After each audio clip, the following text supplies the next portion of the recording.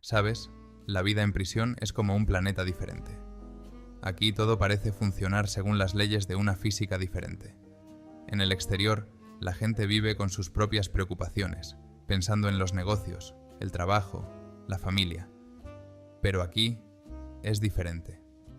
El tiempo se ralentiza, los días se funden en una cinta gris, y la principal tarea es sobrevivir, encajar en esta extraña sociedad, no convertirse en un marginado ni meterse en problemas. Aquí hay una jerarquía, como en una manada de lobos, fuertes, débiles, autoridad, y cada uno tiene que encontrar su sitio. Hay quien enseguida coge el toro por los cuernos, alguien entra en la celda gritando: «Aquí mando yo». Normalmente esas personas no viven tranquilas mucho tiempo. Siempre hay alguien dispuesto a poner a prueba lo dura que es su piel. Y hay quienes, como yo, intentan pasar desapercibidos durante el primer mes. No soy un héroe, y nunca lo he sido. Al principio solo tenía un objetivo: entender cómo funcionan las cosas aquí, no meterme en líos y vivir hasta mañana. Pero hay veces que, como se suele decir, no es el destino. Puedes sentarte tranquilamente y agachar la cabeza todo el tiempo que quieras, pero la vida misma tira de ti hacia el escenario. Y así es como me convertí en el maestro Jigsaw. Todo empezó con el tío Joe. Este hombre era una verdadera celebridad local. Tenía unos 60 años, pero parecía más duro que cualquiera de nosotros. Su forma de hablar, alto, claro, como si fuera el jefe de algún tipo de producción, le hacía destacar sobre los demás. Podía estar alegre y, en un minuto, destrozar a alguien por mirarle mal. Se le respetaba, no porque se le temiera, sino porque había vivido la vida, y eso se notaba. Todas las noches le gustaba contar historias. Se sentaba en su litera, encendía un cigarrillo y empezaba: «Chicos, ¿recordáis cómo me subí a un vagón de mercancías en los 90? Las historias eran interesantes, por supuesto, pero diferentes cada vez. Nadie sabía si eran ciertas, pero todos escuchaban. El tío Joe sabía cómo mantener una audiencia, pero esa noche decidió no contar historias, sino ocuparse de sus propios asuntos. Muchachos, ¿quién tiene un par de tijeras? Yo tengo garras de águila. Pronto estaré cazando ratones». Si hubierais visto cómo nos quedamos todos helados en ese momento. Todos pensábamos: ojalá no fuera yo. En la cárcel, no quieres ser el primero en responder a preguntas como esa. Porque si sabes cómo hacer algo o tienes lo correcto, ahora es de conocimiento común. Pero el tío Joe no era del tipo que se detiene si no obtiene una respuesta. Empezó a mirarnos uno por uno, como un profesor que busca a alguien a quien llamar a la pizarra. Su mirada se detuvo en mí. «Tú, chico», dijo en voz alta, «¿sabes cortar uñas?» Y aquí, en lugar de no decir nada, solté: «Bueno, supongo que sí. Si hubiera sabido que este sería el principio del fin de mi tranquila existencia, nunca habría dicho esas palabras». Toda la cámara se volvió hacia mí. Algunos miraban con interés, otros con sorpresa, y yo me sentí como un colegial al que acaban de llamar para responder a una pregunta que no había estudiado. El tío Joe sonrió, sacó unas tijeras de algún sitio y me las entregó. «Bueno, si sabes hacerlo, adelante». Las tijeras que me dio eran un auténtico hallazgo arqueológico. Debían de servir para cortar el pelo a los dinosaurios. Oxidadas, sin filo, los mangos apenas se sostenían. Pero no había a dónde ir. Cogí las tijeras, senté al tío Joe frente a mí y empecé a trabajar. Sus uñas realmente parecían garras de águila, gruesas, curvadas, como si fueran de piedra. Intenté ser cuidadoso, pero las tijeras estaban claramente en contra. Después de unos segundos, el tío Joe grita: «¿Qué estás haciendo? No me estás cortando la uña, me estás cortando el dedo». La cámara estalla en carcajadas. Alguien incluso se cayó de su litera sujetándose el estómago. Uno de los compañeros de celda gritó: «No es un maestro, es una sierra. Maestro Sierra. No puede ser de otra manera. Así nació mi nuevo apodo. Uno de los chicos llegó a decir en broma que ahora yo era el manicurista oficial del bloque. En aquel momento pensé que era solo una broma, que todo el mundo se reiría y lo olvidaría. Pero resultó que aquello no era más que el principio. Al día siguiente, Jimmy se me acercó. Era todo lo contrario del tío Joe. Joven, de unos 25 años, siempre en movimiento. Jimmy siempre estaba activo, siempre ideando planes. «Oiga, maestro», me dijo, ¿puede cortarme las uñas a mí también? Estoy escribiendo cartas a casa y me estorban las uñas. Ahora vuelvo. Jimmy, no soy un manitas. Todos son bromas de Joe. Pero él solo sonrió. «Cortas el pelo, puedes hacerlo». Y me puso las manos en la cara. Entonces me di cuenta de que era una mala idea decir que no. Mejor lo hago yo. Cojo las tijeras. Las mismas viejas y oxidadas que casi matan al tío Joe ayer. Siento a Jimmy frente a mí y empiezo a cortar. Él se sienta allí, a veces entrecerrando los ojos, pero no dice una palabra. Se lo toma como un héroe. Después de unos 10 minutos, termino. Jimmy se mira las manos, sacude la cabeza y dice: «Bueno, está bien, gracias». Y entonces empezó. Al día siguiente, se me acercó otro compañero de celda. Luego otro. Cada uno con una petición diferente. «Recórtalo, hazlo bonito, hazlo normal, como un ser humano». Y uno me preguntó: «¿Puedes hacer el diseño?». Casi se me caen las tijeras. ¿Diseño? ¿Qué demonios es el diseño? Esto no es un salón de belleza, es una zona. Pero el hombre hablaba en serio, así que tuve que explicarle que mi servicio sigue limitándose a los servicios básicos. Y entonces empezó algo parecido a una avalancha. Empezó a llegarme gente de todas partes. Alguien me lo transmitió a través de otros. «Pregúntale si puede verme por la tarde». Hubo incluso casos en que presos de celdas lejanas se pusieron de acuerdo especialmente para que les dejáramos venir a vernos. Una vez vino un tipo que dijo con toda seriedad: «Mañana voy a juicio.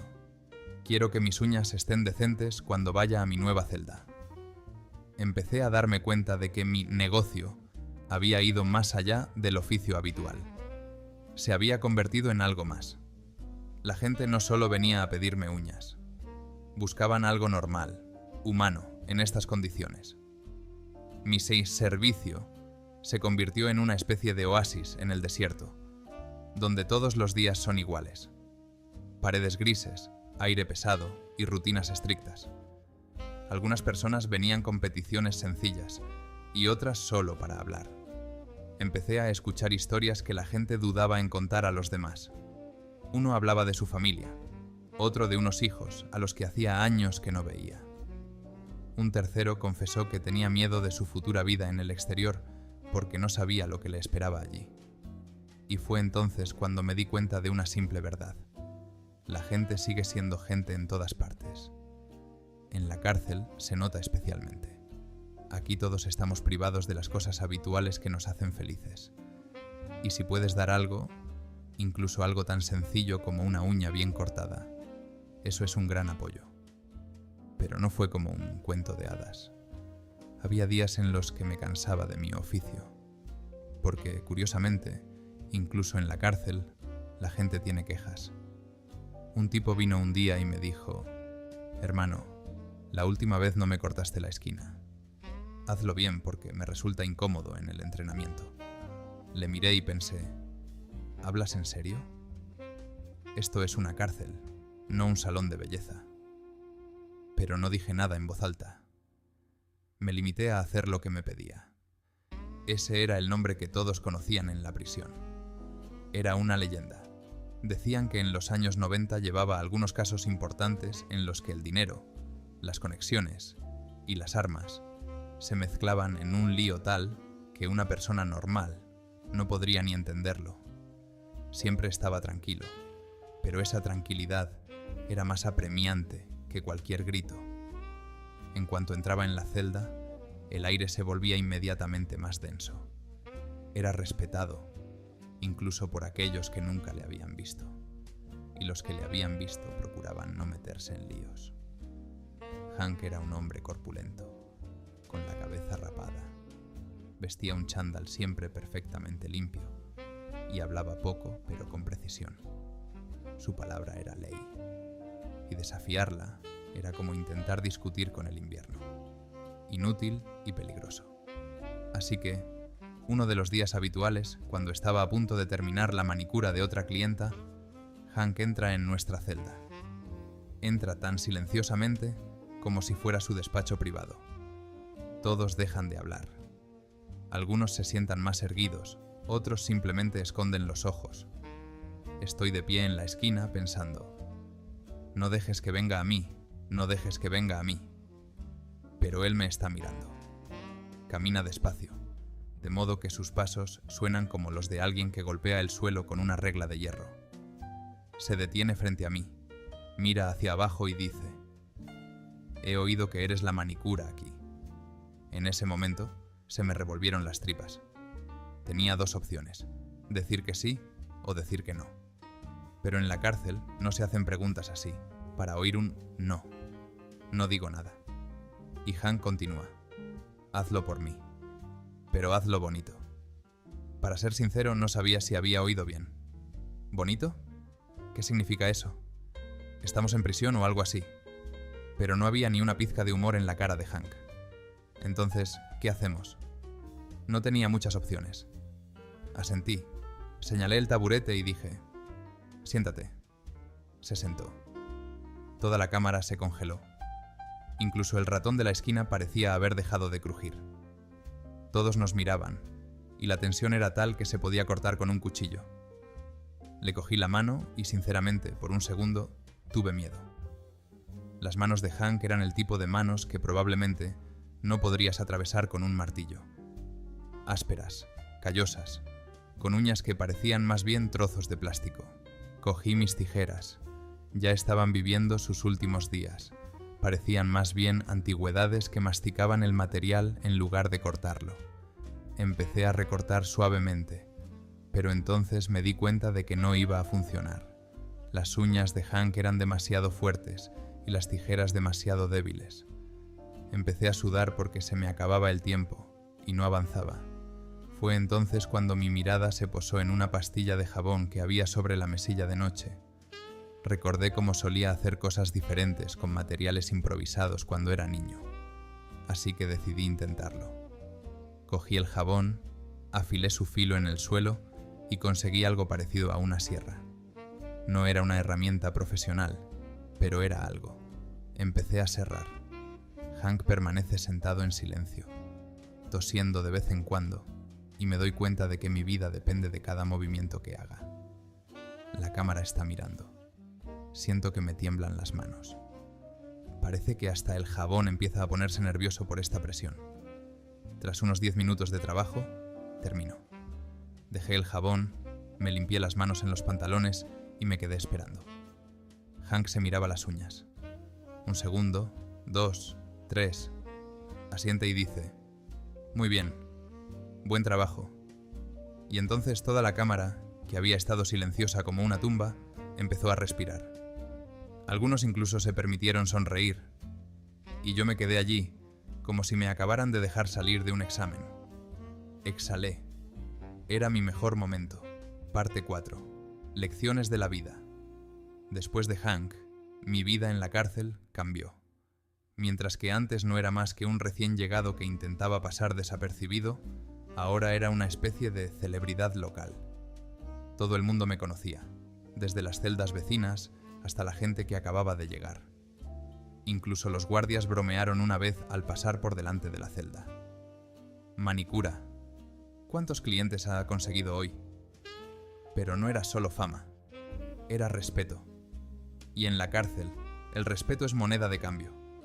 No te tocan, confían en ti, incluso te protegen si alguien decide que eres un extra. Mi tan negocio se convirtió en mi póliza de seguro. ¿Y sabes qué es lo más extraño? Empecé a darme cuenta de que para la gente, mi trabajo no consistía solo en las uñas.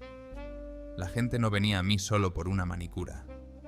Para algunos era una excusa para socializar, para otros una distracción de pensamientos pesados. Alguien sentado en un taburete empezaba a hablar de su familia, de cómo echaba de menos a sus hijos o del miedo a que nadie le esperara cuando saliera. Tuve que escuchar historias que me ponían los pelos de punta. Un tipo confesó una vez que había perdido a todos sus familiares y que lo único que le quedaba era intentar empezar su vida de nuevo. Otro contó que había sido encarcelado por un error, pero que aún mantenía la esperanza de demostrar su inocencia. Estas conversaciones me abrieron los ojos.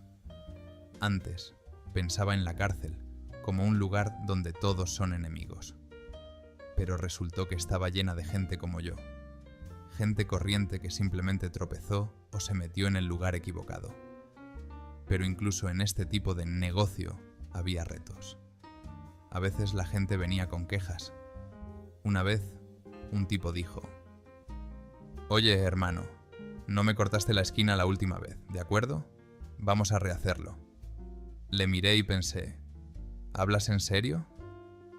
Estamos en la cárcel y tú te comportas como un cliente de una peluquería. Pero no dije nada. Simplemente cogí unas tijeras e hice lo que él quería. Hubo algunos momentos divertidos. Un día uno de los clientes me trajo un trozo de aceite y me dijo: «Prueba a aceitarte las uñas al final. Brillarán». Decidí probar. ¿Y sabes qué? Funcionó. Fue una mejora de mi servicio. Después de eso, empecé a añadir ese tipo de toque final. Y la gente lo notó. Un tipo incluso me dijo: «Hermano, estás a punto de convertirte en una leyenda. Nadie te va a olvidar por aquí». Pero para mí, no se trataba solo de reputación. Se convirtió en el significado de mi estancia aquí. Cada uno de nosotros en la cárcel tenía sus propias cosas que hacer. Algunos hacíamos deporte, otros leíamos libros y otros simplemente matábamos el tiempo jugando a las cartas. Yo, en cambio, tuve la oportunidad de sentirme útil. Estos pequeños momentos me hicieron más llevadero el mandato. Cada vez que hacía algo por otra persona, sentía que le devolvía una parte de mi humanidad.